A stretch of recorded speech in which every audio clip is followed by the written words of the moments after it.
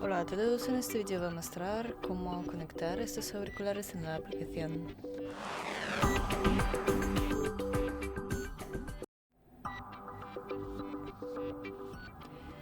Los auriculares ya deben estar conectados al teléfono. Abrimos App Store o Google Play y descargamos la aplicación Xiaomi Earbuds.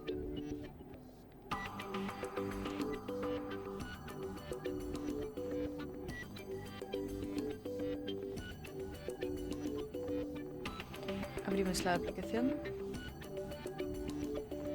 cargamos algunos permisos, seleccionamos la región, y tocamos en añadir auriculares y seleccionamos nuestros auriculares.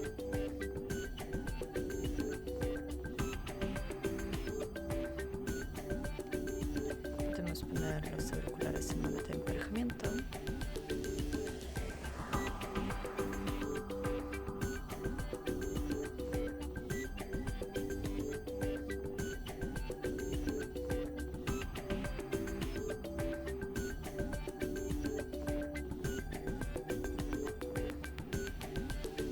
Y eso es todo. Gracias por ver, denle like y suscríbanse a nuestro canal. Adiós.